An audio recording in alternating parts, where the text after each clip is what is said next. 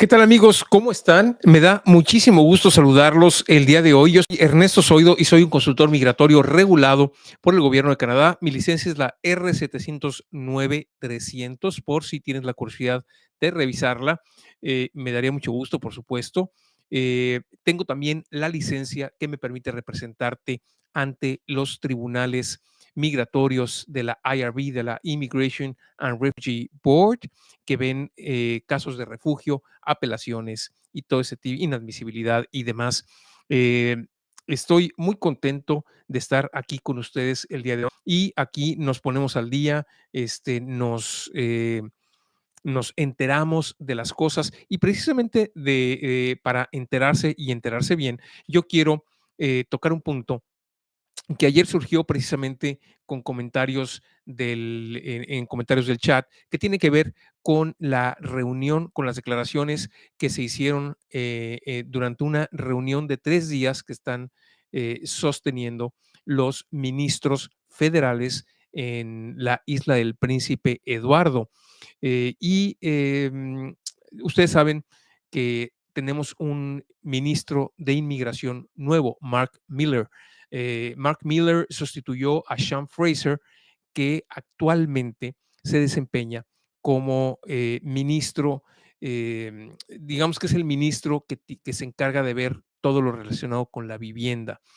Y obviamente Sean Fraser está ya, al fin políticos, haciendo lo que necesita para poder, para poderse, para poder hacer su trabajo. Y entonces hizo algunas declaraciones, Sean Fraser, y Mark Miller hizo también algunas declaraciones que quiero precisamente comentar. En el artículo que diariamente escribo y que subo en las redes, precisamente se dedica a este tema, donde quiero hacer las precisiones. Y bueno, voy a darle lectura y voy a insertar algunos comentarios, ¿no? Estoy dando lectura al artículo publicado el día de hoy por un servidor en mis redes. El día de ayer trascendió una noticia que tiene que ver con la postura del nuevo ministro de Inmigración, Mark Miller, en cuanto al impacto que tienen los estudiantes internacionales en la actual crisis de vivienda en Canadá. Como es costumbre, en las redes se ha distorsionado lo realmente sucedido, por lo que me gustaría ahondar en el tema. Primero, el ex ministro de Inmigración, Sean Fraser, quien es ahora ministro de todo lo relacionado a vivienda, el título de Sean Fraser es Minister of Housing, Infrastructure and Communities. Ese es el ministerio que le toca ahora. Dijo pero acuérdense, lo dijo en su calidad de ministro de Housing, no en su calidad de ministro de Inmigración, porque ya no es ministro de Inmigración. Entonces, dijo que en un límite en el número de estudiantes internacionales autorizados para estudiar en este país es, o sea, el que imponer un límite en el número de estudiantes internacionales autorizados a estudiar en este país es una de las soluciones, pero no es la única que el gobierno federal está discutiendo cuando se trata de abordar la asequibilidad de la vivienda y la disponibilidad de alquiler. El lunes dijo textual, el lunes en esta reunión de 3 días de los ministros federales, dijo textualmente, es una de las opciones que deberíamos considerar, o sea, actualmente no hay límite, limitar el número de estudiantes internacionales que llegan precisamente para resolver el problema de la vivienda. Y continúo con el artículo. Recordemos que Fraser no es más el ministro de Inmigración, ya no, por lo que sus declaraciones se deben de tomar en el contexto pertinente. Está poniendo como prioridad la solución del tema de la vivienda porque es precisamente su responsabilidad, ya no los objetivos de inmigración. Entonces, él podría decir, cerremos la puerta, ¿no? Cerremos la puerta, que ya no vengan inmigrantes. Claro, pues sí, pero así no se resuelven las cosas. Claro que resolvería el problema de la crisis de vivienda. Solamente para este año se necesitan 465,000 nuevos residentes permanentes, para el próximo año 485,000, para 2025 500,000. Claro, pues por supuesto, cierra la puerta, no dejas entrar a nadie, se resolvió el problema por arte de magia, pero no así se resuelven los problemas de un país. Entonces, él está haciendo lo suyo, simplemente está haciendo declaraciones en función a su propio ministerio, pero no necesariamente tiene que ser así. Eh, luego, el actual ministro de Inmigración, Mark Miller, dijo en la misma conferencia que en la actualidad no tiene intención de ajustar los objetivos de inmigración a Canadá, que son los que les acabo de mencionar, 465, 485, 500,000 para 2025. Insisto, dijo que no tenía intenciones de hacerlo. Y luego dijo, pero que el crecimiento de la población impulsado por los recién llegados no puede ser ignorado. Declaró exactamente lo siguiente, y esas son palabras textuales de Mark Miller. No veo un mundo en el que cambiar el objetivo de inmigración suceda. Voy a estar mirando los hechos y no soy una persona dogmática. Tenemos que ver cuál es el impacto de los inmigrantes en la oferta de viviendas. Es decir, ahí yo no identifico que él esté diciendo que va a bajar los niveles de inmigración, o que va a limitar el número de estudiantes que lleguen a Canadá, sino todo lo contrario. Claro, tenemos que ver los números, sí, pues claro, tenemos que verlos, pero claramente dice, y así abre la frase, no tengo intenciones de limitar el número de estudiantes internacionales que vengan a Canadá. Entonces, eso es súper importante. Y después, además, les comento que varios ministros, incluido Miller, enfatizaron, enfatizaron que los inmigrantes no tienen la culpa de los desafíos de vivienda de Canadá, pero dijo que el volumen de inmigración, incluidos los estudiantes internacionales, afecta la disponibilidad de viviendas. Bueno, aquí descubrieron el agua tibia, ¿no? Pues, claro que afecta, pues, los que llegan tienen que vivir en algún lado, ¿no? Pero no es lo único que afecta y no es la forma de resolverlo. Es decir, sacrificar a los estudiantes internacionales porque alguien no ha hecho su trabajo, llámese ministro de vivienda, tal vez no Sean Fraser que acaba de tomar el puesto, pero es decir, ¿por qué se generó esta crisis?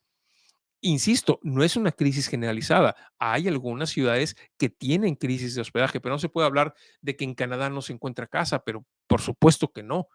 Y me consta, no lo dicen los reportes, no lo dice la experiencia de los que aquí estamos. Hay lugares, tomemos como ejemplo el lugar donde yo vivo. Ok, es una ciudad pequeña, son 72,000 habitantes, pero eh, hay cualquier cantidad de posibilidades para rentar y para comprar. Por eso nosotros compramos aquí y no en Toronto, donde los precios son exorbitantes. Toronto es un lugar donde tiene un problema importantísimo de crisis de vivienda, no importante, crítico. Toronto. Entonces, pero no podemos decir en Canadá no es una cuestión generalizada, como se los dije el día de ayer. Eh, y terminó diciendo lo siguiente, Mark Miller, dijo, el volumen es volumen. O sea, el volumen, claro que si viene mucha gente, por supuesto que van a demandar casas y tiene definitivamente un impacto. No se puede negar eso, pero el papel específico que desempeña la inmigración en ciertas áreas es algo que tenemos que desglosar un poco más, como diciéndoles, eso es una cuestión mínima, es decir, estás viendo un arbustito en todo el bosque y ahorita les voy a dar datos específicos de por qué a mi juicio, los estudiantes internacionales no se van a tocar nunca, jamás. Son una mina de oro, literalmente son una mina de oro para el gobierno de Canadá y además ayudan en muchísimas otras cosas y les voy a dar números exactos y les voy a dar también la fuente de donde tomé estas cantidades para que ustedes de tener interés las verifiquen, ¿no? Eh, y después, en mi artículo, concluyo con mi opinión. Dice, para mí, o sea, Ernesto Zoido, el mensaje es claro.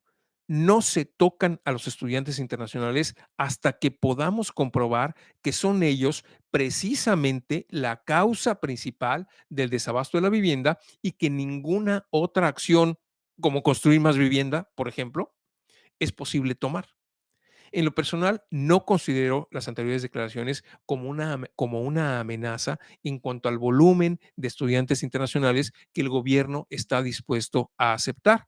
Y aquí te estoy poniendo dos enlaces, precisamente que son los que incluí en la cajita del chat, de em, de dos fuentes informativas confiables que reportaron precisamente estas declaraciones, ¿no?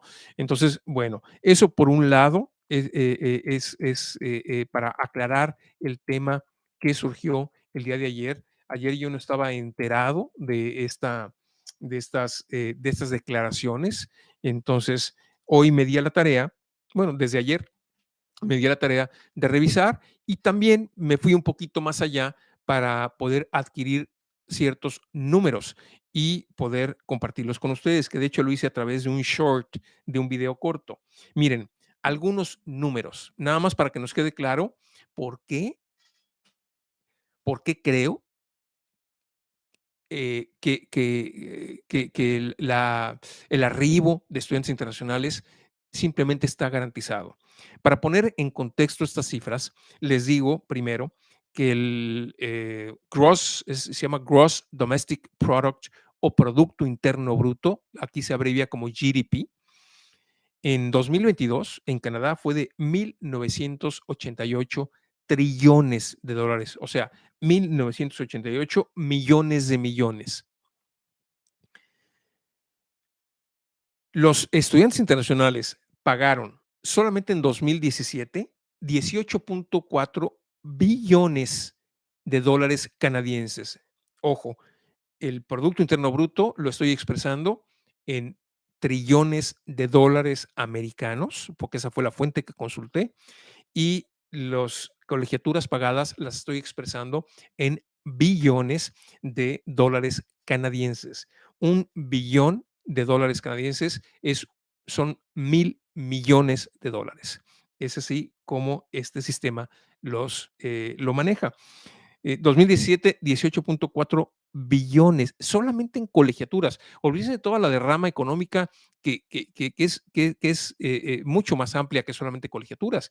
Son personas, los estudiantes internacionales, que demandan, además de vivienda, demandan comida, demandan servicios, demandan transportación, demandan todo.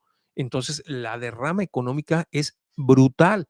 Si te pones a pensar que solamente en colegiaturas en 2018 fueron más de 20 billones de dólares, específicamente 22.3, imagínate el tamaño del boquete financiero que sería para una economía si eso se toca. Es decir, son fuentes increíblemente seguras de recursos para este país. Entonces, no es una cuestión menor, ¿eh? Es decir, podría, de reducirse los estudiantes internacionales, podría desestabilizar toda una economía. Son cantidades brutales y por eso la quise poner en contexto. Otras cifras. Ontario, que es la provincia que más estudiantes internacionales tiene, contribuye al GDP, al GDP, al Producto Interno Bruto del país, en un 55.3%. Más, por eso cuando les digo, Ontario es el lugar, no me equivoco. Es, es, es, es decir, solamente de total, el Producto Interno Bruto se define como la suma de total de bienes y servicios que un país produce, ¿no? Entonces, Ontario produce más de la mitad de ese Producto Interno Bruto de todo el país, 55.3% por una sola provincia. Recordemos que en Canadá hay 10 provincias y 3 territorios. Solamente Ontario es responsable del 55.3%. Y ese es un dato que nos debe quedar increíblemente claro, porque luego me dicen, es que en Ontario está muy competido. Está competido, pero es donde están los trabajos. es donde está el dinero, es donde está el crecimiento, es donde está la economía. Más de la mitad del Producto Interno Bruto es generado por Ontario. Entonces, Ontario es el lugar. En segundo lugar, BC, pero muy atrás, por ejemplo, BC, British Columbia, aporta el 19.8% del GDP y es la segunda provincia más importante. Y es decir, no es como que se estén peleando el primer lugar Ontario y BC, ¿no? Es decir, está muy lejos, 55.3 Ontario, 19.8 BC. Y en tercer lugar, y muchísimo más atrás, Quebec, con 11.9% de su participación del Producto Interno Bruto de este país. Ahora, otro tema por lo cual, otra razón por la cual los estudiantes no se van a tocar, pagan impuestos también. Solamente en 2017 pagaron 3.1 billones de dólares canadienses en impuestos. Es decir, la hacienda pública de Canadá recibió solamente de los estudiantes internacionales 3.1 billones de dólares. En 2018 recibió 3.7 billones de dólares. Con el dinero que los estudiantes internacionales gastan en esta economía, se mantienen, en 2017 se mantuvieron 180,041 empleos.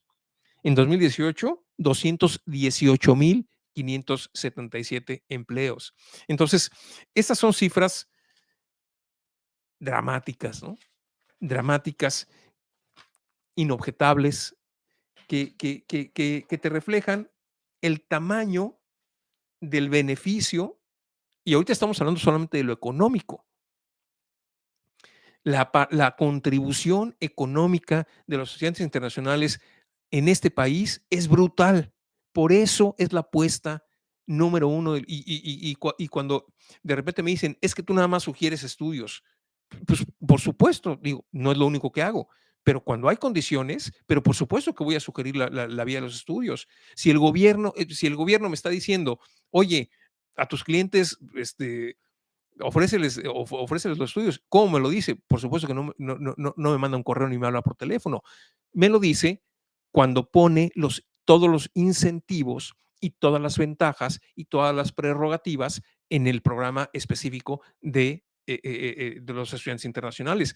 ¿Por qué es donde pone ahí?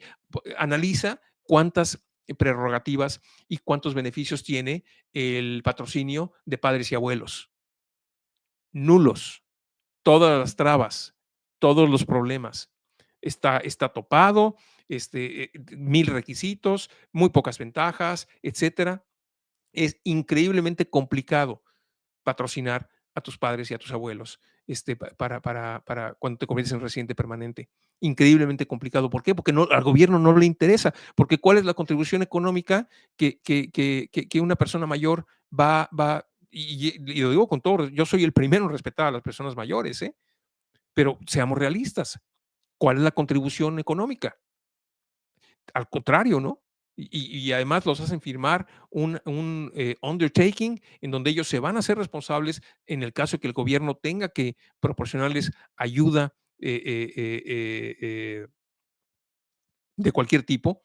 Entonces, los sponsors van a tener que repagarle al gobierno esa ayuda. Es decir, ahí no hay prerrogativas, ahí no hay, no hay, no hay bonos, no hay nada que ganar. Es un proceso increíblemente complicado, poco atractivo. Y si lo comparas con el proceso, con la vía de los estudios, completamente distinto. Entonces, es la vía que el gobierno prefiere. Y entonces es lo que nosotros debemos aprovechar. Si eso es lo que ellos quieren, hagámonos elegibles para entonces poder venir por esa vía y hacerlo. Ahora, eso es en la parte económica. En la parte migratoria son yo digo que son como la caja chica de una empresa, ¿no? De ahí salen los gastos, absolutamente, es una caja de efectivo, ¿no? Es un semillero de residentes permanentes. Este país, tenemos que entender que no tiene futuro sin los inmigrantes. No lo tiene, desaparecería. El invierno se lo comería completo. ¿Por qué? Porque por las condiciones de este país y su economía, necesita de ingreso de personas. la población existente no es suficiente para que este país siga avanzando y siga siendo referente mundial. Porque, ¿por qué vamos a necesitar 500,000 residentes permanentes en 2025? Medio millón que tenemos que traer de fuera. ¿Por qué? No es por una cuestión de beneficencia social ni de acuerdos internacionales donde digas, bueno, tráete a 500,000 al menos y sácalos de los países paupérrimos, ¿no? O de los países que viven en la miseria. No es así. Es decir, se necesitan 500,000 para que este país continúe su crecimiento. Para que logre sus objetivos, necesita traer gente. Y los estudiantes son una increíble vía, increíble suministro permanente. No, eso nunca se cae. Y además, con un perfil que al gobierno le encanta, que es que vengan y que se vayan haciendo poco a poco, se vayan incluyendo en todos los ámbitos, en el social, en el económico, en el fiscal, en el legal, hasta en el artístico, no por la diversidad, perdón, hasta en el humano por la cuestión de la diversidad, toda la cuestión social. Entonces, es esto, ¿cómo les puedo, la contribución de los estudiantes internacionales es económica y migratoriamente hablando, total. Total. Entonces, no se asusten cuando ven este tipo de declaraciones y váyanse a la fuente, ¿no? Váyanse a la fuente para entonces entender qué es lo que está pasando. Aquí, ahí están las declaraciones, ustedes las pueden consultar, también pueden leer distintas interpretaciones de distintos medios de comunicación. Yo en lo personal no estoy preocupado en lo absoluto. Y de ser cierto, pues sí, tendría que estar preocupado porque pues a eso me dedico, ¿no? Es decir, aunque veo todo el ámbito de migración, un enorme porcentaje de mi negocio como despacho migratorio, son los permisos de estudio. Nos hemos especializado en permisos de estudio porque yo llegué por la vía de los estudios y porque creo muchísimo en los estudios como una estrategia migratoria. Entonces, yo sería el primero en decir, vamos ajustando nuestra realidad porque aquí va a haber menos ingreso, ¿no? Pero no es así. Entonces, esa es mi postura en relación a los comentarios las declaraciones que tanto Sean Fraser, lo que dijo Sean Fraser es lo que menos me importa, ¿eh? Él está haciendo lo suyo. Él va a decir lo que sea con tal de transmitir el mensaje de que está luchando por resolver los problemas de su ministerio, y no de eh, eh, si Mark Miller hubiera declarado los estudiantes son un problema, tenemos que cortar, es la única forma de resolver el problema de la crisis de la vivienda. Yo estoy convencido, de hecho pronto publicaremos la noticia, bueno, yo estaría aquí temblando de miedo, pero no es así. No es así. La postura de Mark Miller es clara de decir no a limitar sería realmente absurdo, porque además es la única forma de resolver la crisis de vivienda. ¿Y qué de la construcción de casas? En Ontario, no recién, hace algunos años, se pasó una ley en donde se restringe a los propietarios de inmuebles de cuántas unidades habitacionales pueden poner en Airbnb, porque obviamente Airbnb es mucho más rentable que tener inquilinos fijos, pero entonces lo que empezó a hacer la gente, los propietarios de casas, es sacar a sus inquilinos, ya no destinar las unidades de vivienda a inquilinos fijos y poner todo en Airbnb. Entonces se redujo drásticamente la cantidad de vivienda a ofrecer. Pero pues eso medidas como esas se pueden tomar muchas, ¿no? Hay algunas provincias o muchas provincias que no tienen esa regulación de cuántas propiedades una persona puede tener funcionando en Airbnb. Y la construcción de casas, pues construyan más casas.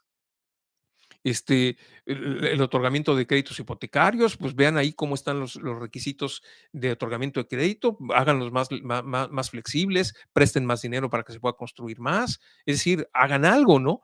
Pero no corten el suministro este, de efectivo y de riqueza y de inmigrantes que son los estudiantes internacionales. No es la forma de resolverlo, ¿no? Estarías, ok, limitas, ahora voy a recibir solamente 200,000.